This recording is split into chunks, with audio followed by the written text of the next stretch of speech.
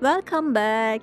Now that we have all 124 Blue Mage spells, we are finally ready to play Blue Mage. There are many spells and just as many ways to build your spell list out of them. And having so much time collecting them, you actually know what these spells do, right? Right? As explaining, this is clearly beneath me, and Alt needs to help. I will summon a nerd to explain. Where did you come from? What is this? Spell archetypes?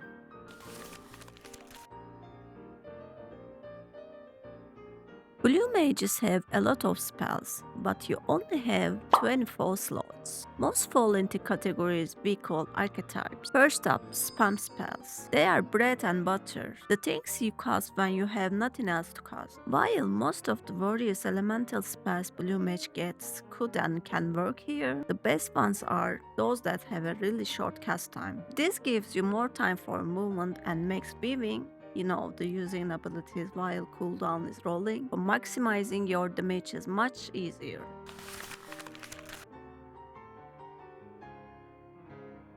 Elemental spells have a potency of around 220 and deal a specific type of damage, and blue mages get a lot of them. Their main use is their use in Mask Carnival, where they can hit elemental weaknesses and might be needed to complete certain challenges. Many of them also have side effects such as debuffs, the ability to deal AoE damage, and some can even knock back. We are not looking at Malediction of Water. It knocks back allies. Next archetype, now.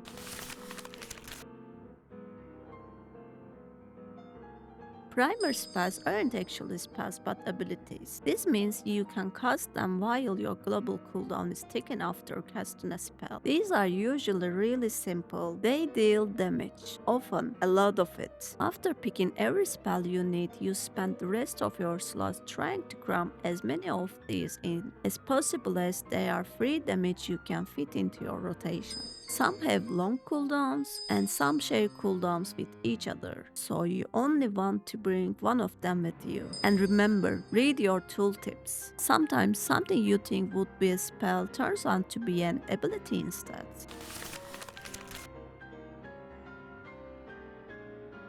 Blue Mage is actually the strongest damage over time job in the game. Well, it's also the strongest job in the game, so this might be not super surprising, but I disagree. Blue Mages get a lot of damage over times. Some of them spells, some of them abilities. But the important thing here is to know which ones stack which against each other, and some are so powerful that only one Blue Mage can have one active at the same time. Experiment on a training dummy to find out what works and what doesn't.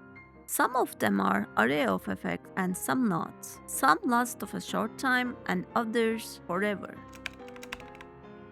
Other spells? What a cool and specific archetype. Did you figure out the name all by yourself? Other damage spells are basically everything damaging in the kit that doesn't fall under any other archetype. There's a spells that just do a bunch of damage. Spells that have used side effects and also do bunch of damage with some doing a lot of damage for a cost.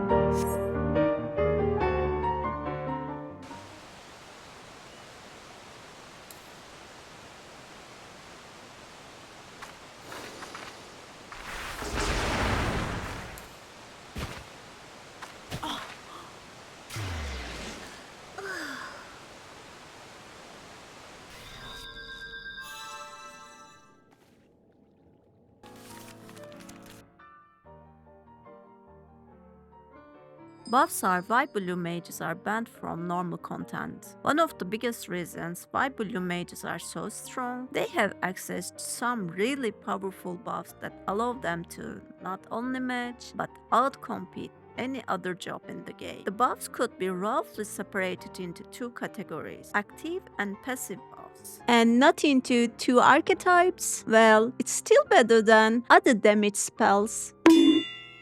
Active buffs you cast when needed, and they typically last only a short while in exchange for a big boost in power.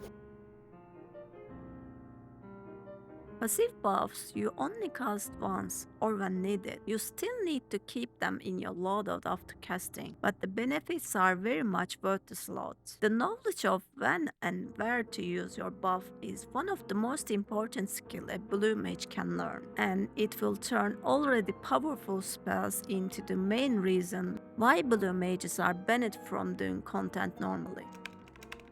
Finally, an archetype dedicated to the art of psychological warfare. If we aren't making the enemies exist in a living nightmare alt, are we even really trying? These spells may not deal damage, but provide other useful effects, such as putting enemies to sleep, causing them to take more damage, or simply make their day very, very miserable.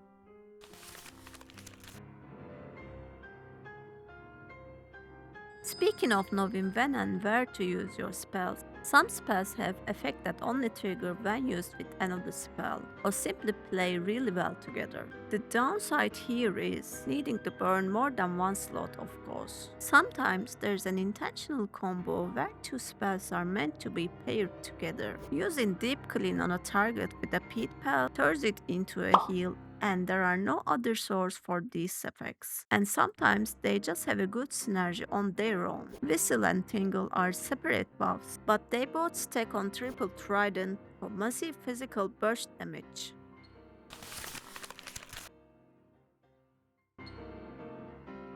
These spells kills enemies very efficiently. It is true. Well, the story here is a bit more complicated than that. Basically, these spells will either remove a large percent of the enemy's health or just kill them outright. Due to a quirk of how the game works, if you use multiple percentage reducing spells at the same time with other Blue Mages, you can use them to instantly kill enemies, thanks to server ticks.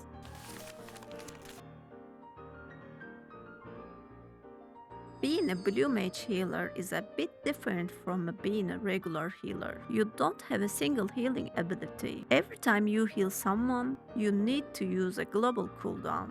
No exceptions. As a White Mage main, I'm fine with global cooldown healing, but you are telling me there is no SIs? No Divine Benison? No panic buttons at all?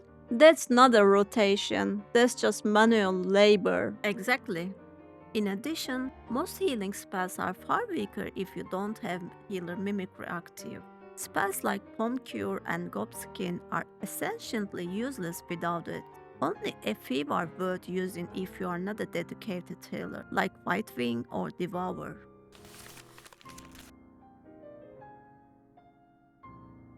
Same issue here. Normal tanks get defensive abilities. Blue mages get defensive spells. This means you are once again using up your global cooldown just to survive. Blue mage tanking is a constant juggle between personal defenses and the aggro your bloodthirsty blue friends are trying to rip off you. Most of the time, whether a tank or not, your best friend is Diamondback. But don't forget your other options either. Remember that your healer will cry if you die to a tank buster, so don't do that.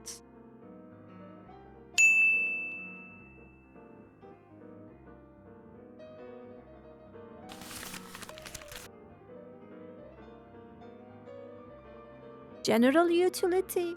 Another very specific name from the person who gave us other damage spells. This is everything that remains. Resurrecting, teleporting, pulling mobs, all sorts of spells that may or may not be useful depending on the fight.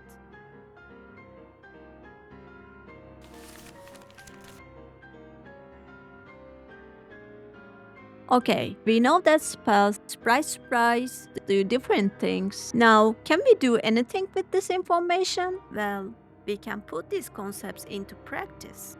Here's our independent hero loadout for solo content compared to a pretty standard raid DPS loadout. Both have the core spam spells, abilities, and damage over time. But the raid list drops insta-kill and defenses because the boss is likely immune and the tank handle the hits.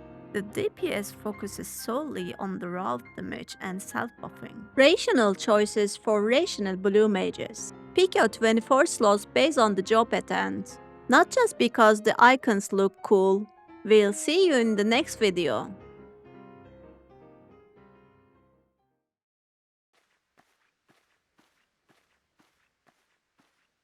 You can leave now.